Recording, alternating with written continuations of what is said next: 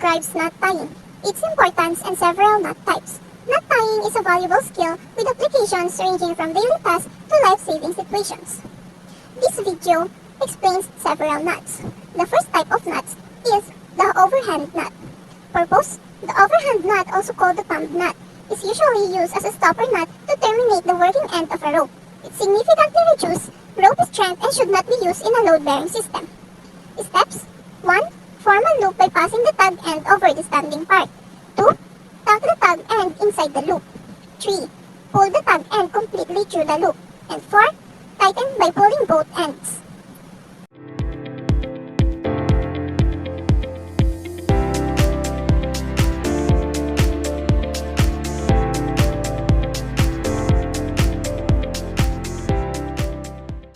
Second is square knot.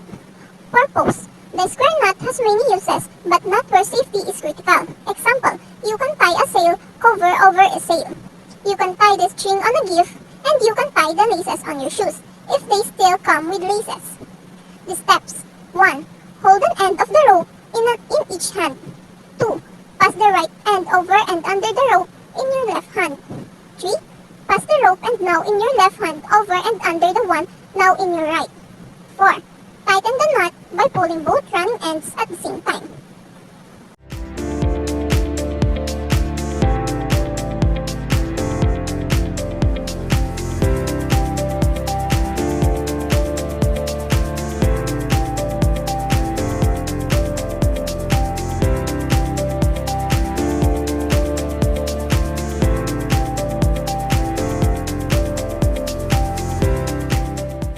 Third, the fisherman's knot.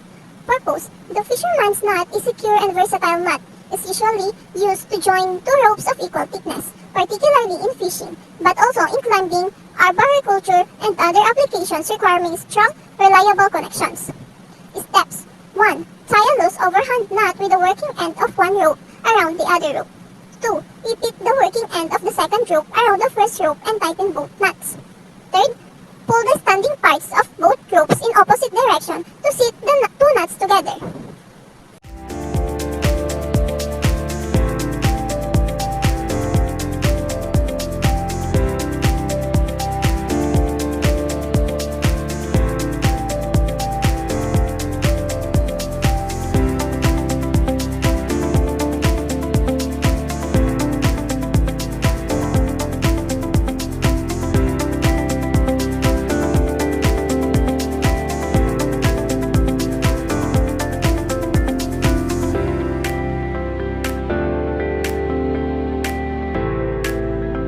Half hitches knot. Purpose: two half hitches are used to secure a rope to a ring, bar, or pole, and are also commonly used as a stopper or to secure other knots. They are a versatile knot used in various situations, including climbing, sailing, and securing loads. Steps: 1. Form a loop. Take the rope end and pass it around the object, like a pole or a ring, and back through the loop, creating a basic overhand knot. 2. First half hitch. Bring the rope end under the standing part of the rope, the part that's already around the object, and pull it through the loop to create the first half hitch. 3. Second half hitch. Repeat the process, bringing the rope end under the standing part of the rope and through the loop again, creating the second half hitch. And 4. Tighten. Pull both loops tight to secure the knot.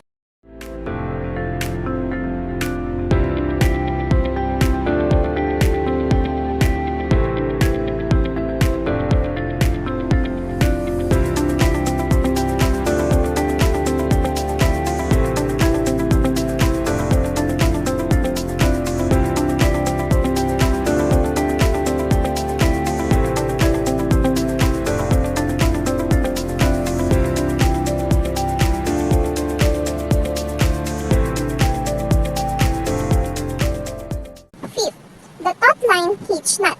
Purpose: the taut line hitch is an adjustable knot used to create a loop on a line under tension, allowing for easy adjustment of tension without needing to untie and retie the knot, making it ideal for securing tent guy, lines, tarps, and other applications requiring variable tension. Steps: 1. Pass the rope around the object. Place the rope around the object, like a tree or a tent peg, and ensure the standing end is on one side, and the working end is on the other. Create the first loop. Take the working end and wrap it around the standing end, creating a loop. 3. Wrap the working end around the standing end twice. Wrap the working end around the standing end twice, creating 2 loops. 4. Pass the working end under the standing end. Bring the working end under the standing end and back through the loop you just created. 5. Pull the tighten. Pull the working end to tighten the knot and adjust the tension.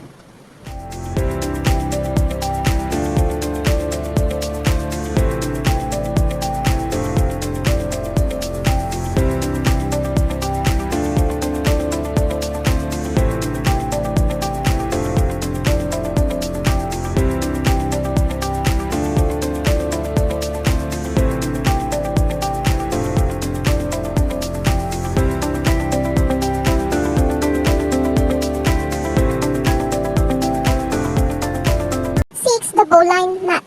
Purpose. The bowline knot is used to create a fixed loop at the end of the rope, making it useful for securing objects, mooring boats, or as a rescue knot, and it's known for being easy to tie and untie even under a heavy load. Steps. 1. Lay the rope across your left hand with the free end hanging down. Form a small loop in the line in your hand. 2.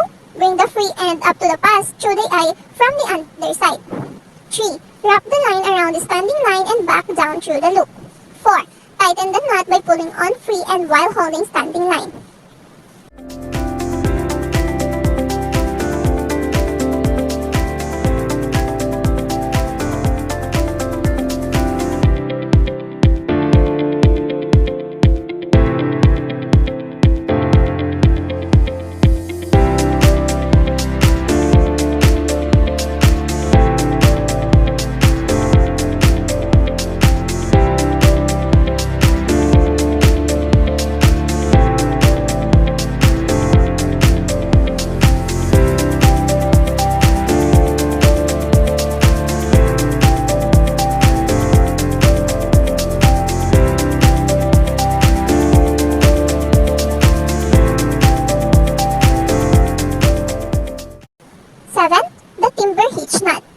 The timber hitch knot, also known as the lumberman's or countryman's knot, is used to attach rope to a cylindrical object like a log or pole, and is particularly useful for towing logs or spars, securing ropes to tree trunks, and even attaching strings to musical instruments.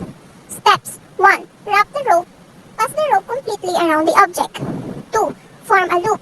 Take the working end of the rope and pass it around the standing part. 3. Create a loop. Pass the working end through the loop you just formed. 4.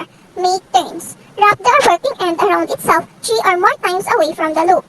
5. Tighten. Pull on the standing part of the rope to tighten the nuts against the object.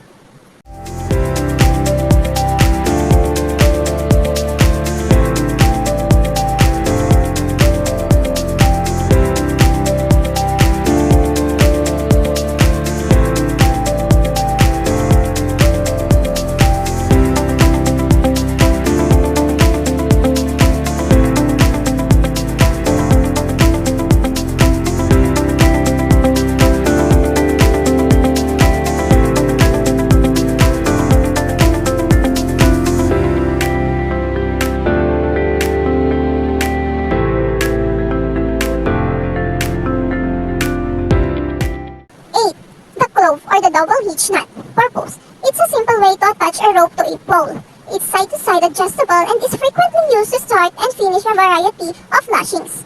Some folks don't like it because in various applications, it's not the most secure or reliable choice. Steps.